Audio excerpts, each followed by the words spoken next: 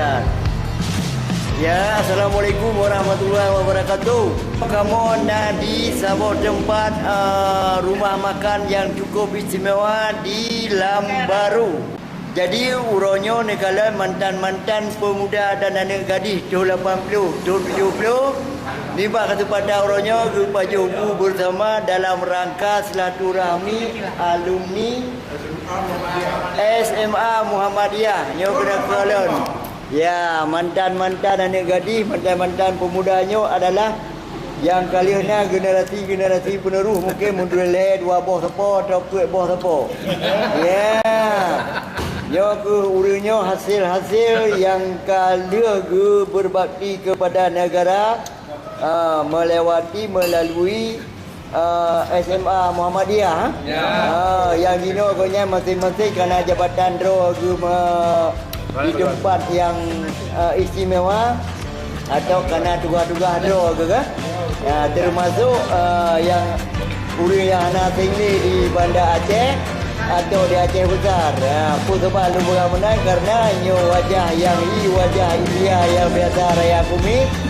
Nyo adalah digoknya asli Aceh Besar dan bisa jadi asli Bandar Aceh. Dua-dua kabupaten kotanya adalah kuasa Gonyan. Nah, yang dinyornya bercepat tugas Gonyan itu di Radio Republik Indonesia.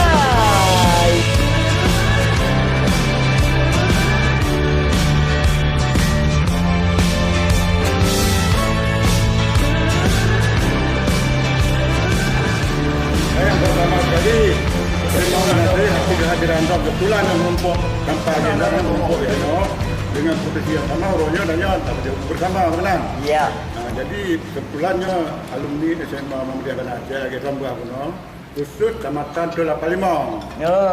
Tapi hanya ramai aja sebab maklum lagi Rambah kuno nanu tuale berbagai kesibukan. Jadi yang hadir orangnya yang hanya sibuk orangnya anak kita lain roh lah kena.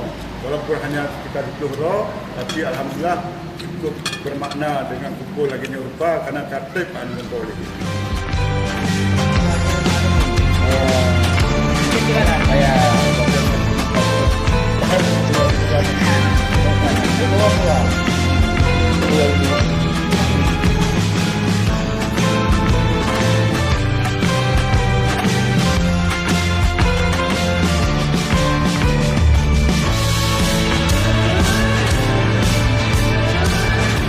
Jadi dengan kecil-kecilan lagi nyo, tapi bukanlah tempatnya, bukanlah makannya yang istimewa.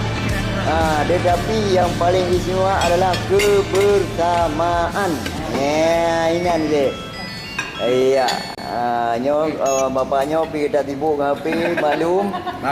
Karena HP-nya adalah komunikasi yang paling penting di saya. Kenyo menang cakap kan? Ya, hero ni tampil lindu ni.